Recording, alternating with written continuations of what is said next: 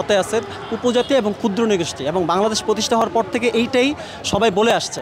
কিন্তু দেখা যাচ্ছে সম্প্রতি একটা ষড়যন্ত্রকারী মহল তারা উপজাতিদেরকে আদিবাসী বলে সম্বোধন করছে। কারণ এই আদিবাসী বলে আখ্যা দিয়ে একইভাবে সুদান থেকে দক্ষিণ সুদানকে আলাদা করা হয়েছিল আদিবাসী আখ্যা দিয়ে।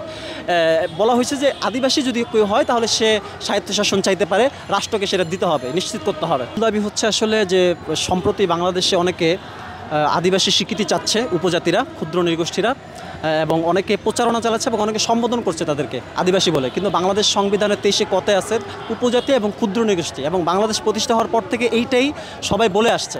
কিন্তু দেখা যাচ্ছে সম্প্রতি একটা ষড়যন্ত্রকারী মহল তারা উপজাতিদেরকে আদিবাসী বলে সম্বোধন করছে। কারণ হচ্ছে যে আপনার আইএলও কনভেনশন এবং জাতিসংঘে 2007 সালে একটা কনভেনশন হয়েছিল।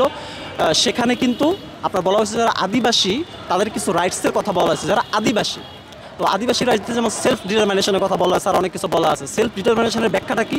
এই ব্যাখ্যাটা কিন্তু ব্যাখ্যার প্রতিফলন আমরা দেখতে পাই ইন্দোনেশিয়া থেকে পূর্ব তিমুরকে আলাদা করা হয়েছিল এই আদিবাসী বলে আখ্যা দিয়ে। একইভাবে সুদান থেকে দক্ষিণ সুদানকে আলাদা করা হয়েছিল আদিবাসী আখ্যা দিয়ে। বলা হয়েছে যে আদিবাসী যদি কেউ হয় তাহলে সে স্বায়ত্তশাসন চাইতে পারে, রাষ্ট্রকে সেটা দিতে হবে, নিশ্চিত করতে হবে। তারপরে সে আলাদা ন্যাশনালিটি চাইতে পারে, সেটা দিতে হবে। এরপর যদি স্বাধীনতাও চায় সেটা দিতে হবে। সেটা যদি না দেয়, আমরা বাস্তবতা দেখি সেখানে জাতিসংঘের হস্তক্ষেপের মাধ্যমে একটা আলাদা রাষ্ট্র হয়েছে সুদান এবং আপনার পূর্ব তিমুর। তো সেই একই রকম চক্রান্ত বাংলাদেশের পার্বত্য চট্টগ্রাম নিয়ে হচ্ছে। অ্যাকচুয়ালি আমরা উপজাতির বিরুদ্ধে কিংবা বাঙালি কারো বিরুদ্ধেই না, শুধুমাত্র একটা শব্দের বিরুদ্ধে আদিবাসী। যে কেউ যাতে যারা আসলে বাংলাদেশি, যারা বাংলাদেশের নাগরিক, প্রত্যেকেই তারা উপজাতিদেরকে ক্ষুদ্র নৃগোষ্ঠী বলবে, উপজাতি বলবে, যেটা সংবিধানে আছে। এর বাইরে আদিবাসী বলবে না, যেহেতু তারা আদিবাসী না। হ্যাঁ, ঐতিহাসিক ও নৃতাত্ত্বিকভাবে প্রমাণিত তারা আসলে বাংলাদেশের অভিবাসী এবং বাংলাদেশের নাগরিক, এটা তো কোনো সমস্যা নাই। হচ্ছে যে গত 2-3 দিন আগে দৈনিক ইনকিলাব পত্রিকায় একটা খবর এসছে যে ভারতীয় মদদে পার্বত্য চট্টগ্রামে প্রতিবিপ্লবের আশঙ্কা। তো ওইখানে অনেকগুলো রেফারেন্স দিয়ে দৈনিক ইনকিলাব পত্রিকায় বলছে যে ভারতের মিজোরাম থেকে এবং অন্যান্য প্রদেশ থেকে আমাদের পার্বত্য চট্টগ্রামে 2-3 যে সন্ত্রাসী বাহিনী আছে তাদেরকে ট্রেনিং দেওয়া হচ্ছে, অস্ত্র দেওয়া হচ্ছে পার্বত্য চট্টগ্রাম অস্থিতিশীল করার জন্য এবং আলাদা করার জন্য।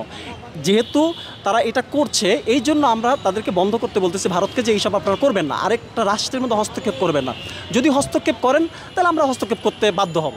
এটাই মূলত আমাদের দাবি। কোন জায়গায় হস্তক্ষেপ? সেই জায়গাটা এখন হস্তক্ষেপ সেটা আপনার চিকেন নেক আছে বা অন্যান্য যে 7 সিস্টার আছে, সেটা আমরা পরবর্তীতে আমরা চিন্তা করা ছিল কোন জায়গায় আমরা হস্তক্ষেপ করতে পারি। আপাতত আমরা যেটা বলেছি চিকেন নেকের কথা, যে ছাত্র সমাজ সেখানে হস্তক্ষেপ করতে পারে। জুমল্যান্ড হতে দিবেন না? জুমল্যান্ড মানে হচ্ছে আপনার উপজাতিরা যারা আসলে বাংলাদেশের নাগরিক কিন্তু বাংলাদেশে বিশ্বাসী না, বাংলাদেশের সার্বভৌমত্বে বিশ্বাসী না, তারা দেখবেন যে তাদের প্রচারণার মধ্যে জুমল্যান্ড নামে আলাদা একটা রাষ্ট্রের মানচিত্র করছে, পার্বত্য চট্টগ্রামে আলাদা করবে এবং ওই আলাদা রাষ্ট্রের নাম হবে জুমল্যান্ড। তো স্বাভাবিকভাবে আমি একজন বাংলাদেশি হিসেবে, বাংলাদেশের দেশপ্রেমিক নাগরিক হিসেবে, সচেতন শিক্ষার্থী হিসেবে এটা কখনোই চাইবো না বাংলাদেশ থেকে পার্বত্য চট্টগ্রামকে আলাদা করে জুমল্যান্ড নামে আলাদা একটা দেশ করা হোক। সো আমরা এটা কখনোই জুমল্যান্ড হইতে পার্বত্য চট্টগ্রামে দিব না। হ্যাঁ, এটা অনেকটা বাড়ছে। আমরা দেখতে পাচ্ছি যে উনি যখন আদিবাসী বলে সম্বোধন করলেন, সেইটার পর পাহাড়ে কিন্তু প্রচুর পরিমাণ বাঙালি এবং উপজাতির মধ্যে অনেক আপনার মারামারি টাইপের হয়েছে এবং তারা প্রচুর পরিমাণ ওইখানে হয়েছে এবং তারা হুমকি ধমকি দিচ্ছে। ওনার বক্তব্যের পরে অনেক কিছু শুরু হয়েছে, যেই কারণে আমরা ছাত্ররা বলছি যে আসলে আপনি এটা প্রত্যাহার করে নেন শব্দটা। সাথে কথা বলছি আমরা আবু বকর মজুমদার, আমরা ঢাকা বিশ্ববিদ্যালয়ে ওনার সাথে কথা বলেছি, আর অন্যান্য সমন্বয়কের সাথে আমাদের অনেকেই কথা বলছে, নাহিদের সাথে অনেকে কথা বলছে আমাদের যারা আজকে এখানে ছিল। তো আমরা তাদের মাধ্যমে পৌঁছাই দিচ্ছি যে গভর্নমেন্ট যাতে তাদেরকে আদিবাসী বলে কোনো সম্বোধন আর না করে, তিনি উপজাতি বলবেন বা ক্ষুদ্র নৃগোষ্ঠী বলবেন। তারা আমাদের কথা শুনছেন, বুঝতে পারছেন এবং আমাদের সাথে সম্মতি পেশ করেছেন।